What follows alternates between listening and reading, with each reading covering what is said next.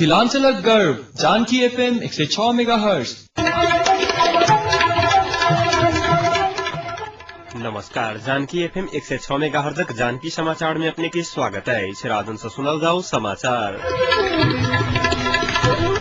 इखनुका मुख्य समाचार।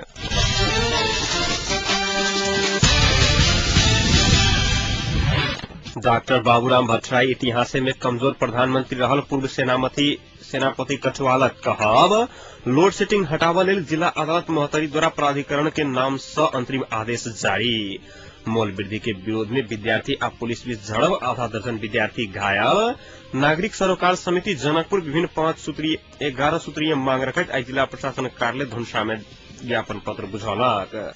वर्तमान सरकार पूर्णरूपेण विफल भ चुकल पूर्व अर्थमंत्री सुरेंद्र पांडे के दावा। एक दोसर संग गला मिलाकर विश्व रिकॉर्ड कयल गेल कायम। डॉक्टर बाबूराम भट्टराई इतिहास में कमजोर प्रधानमंत्री रहल पूर्व सेनापति रूपमंगवत कटवाल बतौना पोखरा विमानस्थल में पत्रकार सब संग बातचीत करते पूर्व सेनापति कटवाल राष्ट्रीयता के विषय में प्रधानमंत्री एखन देर के सबसे कमजोर देखल गेल टिप्पणी कयलनि। दू पड़ोसी देश भारत आ चीनक संबंध मजबूत बनाबऽ नेपाल के फायदा लेबऽ पड़ऽ के प्रधानमंत्री के कहब। राष्ट्रीयता के विषय में कटवाल तत्कालीन राज्य पक्ष पीड़ित भेल सबके मात्र राहत वितरण कयल गेल, मुदा माओवादी पक्ष भेल सबक राहत नहीं पौने कहैत असंतुष्टि समेत जनौने छल। वास्तविक द्वंद्व पीड़ित एखनो राहत नहीं पौने हुनक कहब छलनि।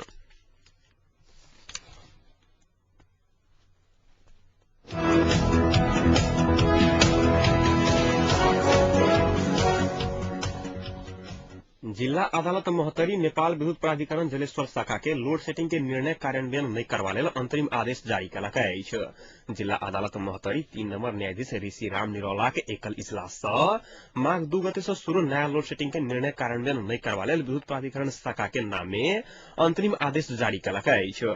अधिवक्ता द्वय सुशील कुमार शाह आ प्रमोद कुमार शाह विद्युत प्राधिकरण जलेश्वर शाखा आ प्रमुख के विपक्षी बनाकर दायर कयल गेल निवेदन पत्र सुनवाई करैत अदालत ई आदेश जारी केने अछि। जिला अदालत नियमावली के नियम 18 अनुरूप ई आदेश जारी कयल गेल अछि। ऐसे पहिने विगत सोम दिन अदालत उचित कारण सहित आई उपस्थित होबा के आदेश देने छल। आज बहस के क्रम में निवेदक के तरफ से आधा दर्जन से अधिक अधिवक्ता बहस करैत लोड सेटिंग हटाबा के मांग केने छल तऽ विपक्षी के तरफ से कोनो अधिवक्ता नहीं छलैथ। सुनवाई के क्रम में प्राधिकरण प्रमुख अशोक पंडित ऊपर का आदेश अनुसार लोड सेटिंग करऽ पड़ि रहल बतौने छलखिन।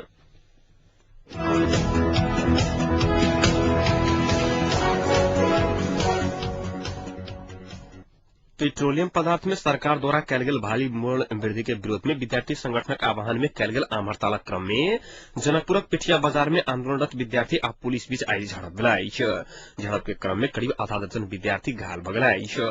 झड़प में गंभीर रूपेण घायल विद्यार्थी सबक इलाज जनकपुर अंचल अस्पताल में भ रहल नेवी संघ धनुषाक उपाध्यक्ष मनीष झा जानकारी देने छथि। बंदक अवज्ञा करैत पठिया में खुजल दुकान बंद करबाक क्रम में झड़प भेल बुझबा में आयल अछि। तहिना बंदकर्ता सब बंदक अवज्ञा कयल गेल कहैत रामानंद चौक पर एकटा मोटरसाइकिल आ एकटा ट्रक में सेहो तोड़फोड़ कयने प्रत्यक्षदर्शी सब जनौलक अछि। एहिसँ पहिने पेट्रोलियम पदार्थ में कयल गेल मूल्य वृद्धि फिरता लेबऽ के मांग करैत विद्यार्थी सब जनकपुर में प्रदर्शन करैत विरोध जुलूस सेहो निकालने छल। विद्यार्थी सबक विरोध जुलूस भानु चौक, मिलसेरिया, पिराड़ी चौक, रामानंद चौक सहित नगर के विभिन्न भागक परिक्रमा कयलक अछि। एम्हर संयुक्त विद्यार्थी सबक आह्वान में कयल गेल आम हड़तालक कारणे जनकपुर सहित देश भर के जनजीवन प्रभावित भेल अछि। जनकपुरक शैक्षिक संस्थान, व्यापारिक प्रतिष्ठान, कल कारखाना, उद्योग पूर्णरूपेण बंद रहल अछि तऽ जनकपुर से चलऽ वाला लंबा तथा छोट दूरी के सवारी साधन सेहो चल नहीं सकल अछि। सार्वजनिक यातायातक साधन बंद भेला से यात्री सबके अपन गंतव्य तरफ जायबा में कठिनाई के सामना करऽ पड़ल छल।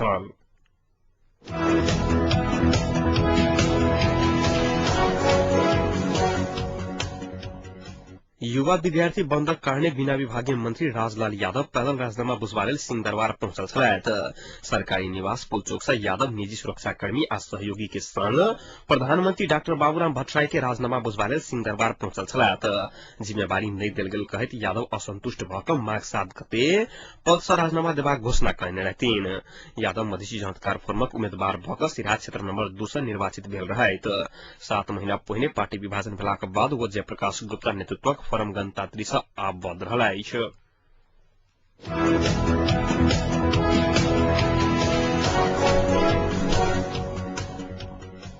उद्योग वाणिज्य संघक अगुवाई में गठित नागरिक सरोकार समिति जनकपुर विभिन्न 11 सूत्रीय मांग रखैत आई जिला प्रशासन कार्यालय धुनसा में ज्ञापन पत्र बुझौलक अछि।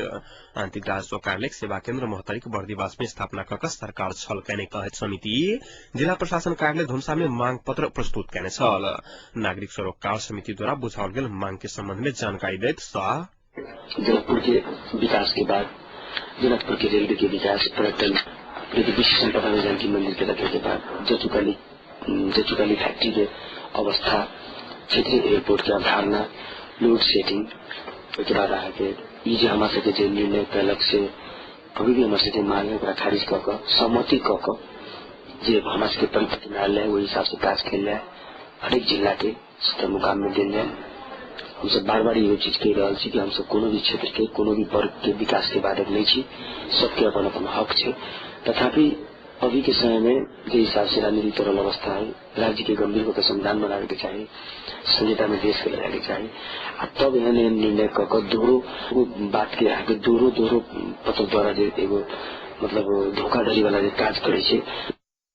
ऐसा पहिने बर्दीवास में सेवा केन्द्र खोला के निर्णय तत्काल के लिए स्थगित कयल गेल परिपत्र पठाउने आंतरिक राजस्व विभाग बर्दीवास में सहमति विपरीत कार्यालय स्थापना कऽ सरकार जनकपुरवासी के धोखा देने समितिक संयोजक एवं जनकपुर उद्योग वाणिज्य संघ धुरसा का अध्यक्ष श्याम प्रसाद शाह बतौने अछि। जनकपुरवासी के मांग अविलंब पूरा नहीं कयल गेल तऽ शाह कड़ा संघर्ष करऽ के चेतावनी सेहो देने छथि।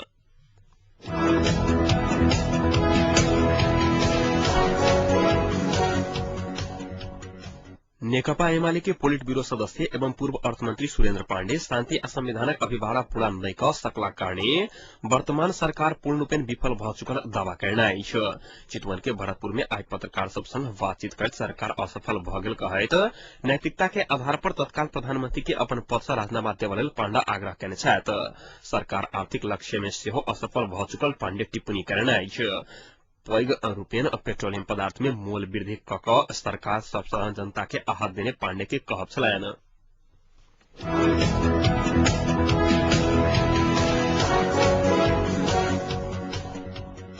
नेकपा एमाले के वैकल्पिक केंद्रीय सदस्य ठाकुर गैरे माओवादी शांति प्रक्रिया में प्रतिबद्ध भेला पर आगामी जेठ 14 गते नया संविधान जारी भऽ सकत बतौने अछि।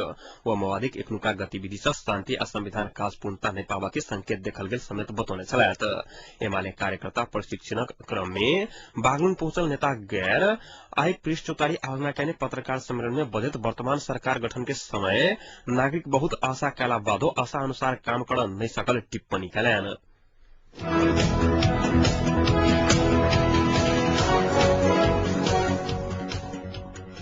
प्रमुख 3 दलक शीर्ष नेता सबक आई साँझ में बैसा वाला बैसार स्थगित भेल अछि।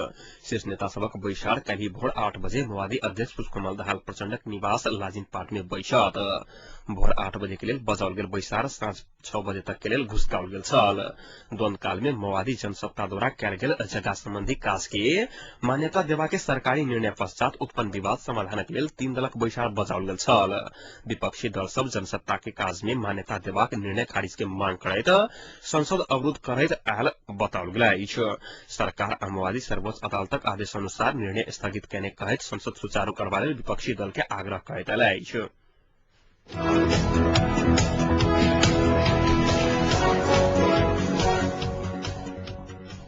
पोखराक सभागृह चौक स्थित एकटा बिजली दोकानक गोदाम में विस्फोट भेला सँ एक युवक के मृत्यु भेल अछि।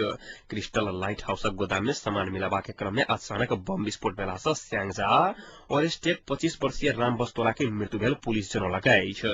विस्फोट भेल पदार्थ कोन छल एहि संबंध में यकीन नहीं भऽ सकल आ एहि संदर्भ में आवश्यक अनुसंधान भऽ रहल कास्की के प्रहरी प्रमुख एसपी यादवराज खनाल बतौने अछि।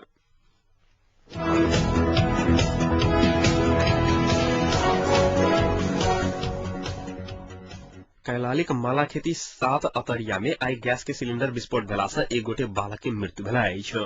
मृतक होबय वाला में अतरियाक 3 वर्षीय बालक सानू श्रीवास्तव रहल पुलिस जनौलक अछि। बच्चा के मोमबत्ती के इजोत में सुता के माय बाहर निकलल समय में मोमबत्ती नीचा में खैस कर गैस विस्फोट भेल छल। गैस विस्फोट भेला सँ घर में सामान्य क्षति पहुंचल इलाका प्रहरी कार्यालय मालाखोती जनौलक अछि।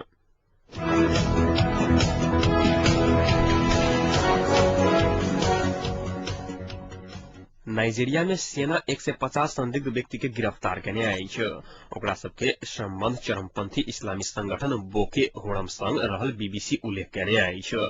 शुक्र दिन नाइजेरिया के दोसर बड़का शहर कानो में लगातार भेल बम विस्फोट में 185 गोटे के मृत्यु भेल छलाइक। इस्लामी चरमपंथी संगठन बोको होरम हमला के जिम्मेवारी लेने छन्।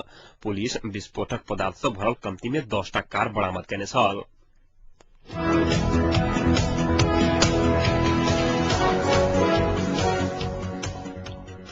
गिनीज बुक में नाम लिखावा के तरीका अक्षम के रहला है। कतेको हिमाल चढ़ क कतेको किताब पढ़ क कतेको हस्तमथुन क विश्व रिकॉर्ड कायम क गिनीज बुक में नाम लिखने आई है। गिनीज बुक में नाम लिखावा अही क्रम में बेलायतक 4 जोड़ी युवा युवती सबसे लंबा समय धरि एक दूसर संग गला मिलकर विश्व रिकॉर्ड कायम करने आई है। Guinness book world record for longest marathon हन प्रतियोगिता में 24 घंटा 44 मिनट धरि एक दूसर संग गला मिलकर 4 जोड़ी रिकॉर्ड कायम करने आई है।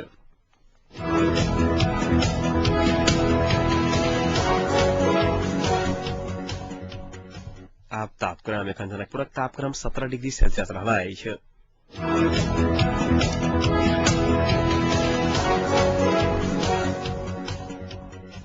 प्रमुख समाचार अंत में एक बार फिर से।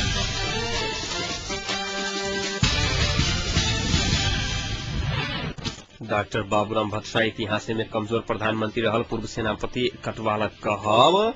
लोड सेटिंग हटावा लेल जिला अदालत मोहतरी द्वारा प्राधिकरण के नाम से अंतरिम आदेश जारी।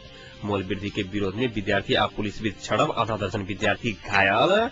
नागरिक सरोकार समिति जनकपुर 11 सूत्रीय मांग रखैत जिला प्रशासन कार्यालय धनुषा में ज्ञापन पत्र बुझौलक। वर्तमान सरकार पूर्णरूपेण विफल भ चुकल पूर्व अर्थमंत्री सुरेंद्र पांडे के दावा आ एक दूसर संग गला मिलाकर विश्व रिकॉर्ड कयल गेल कायम।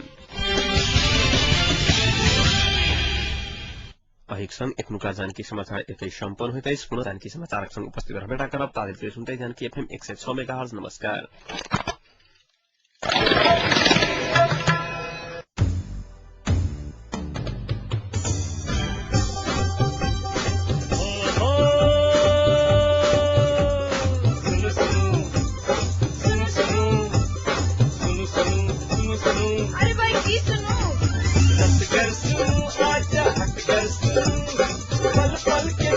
घर बैसल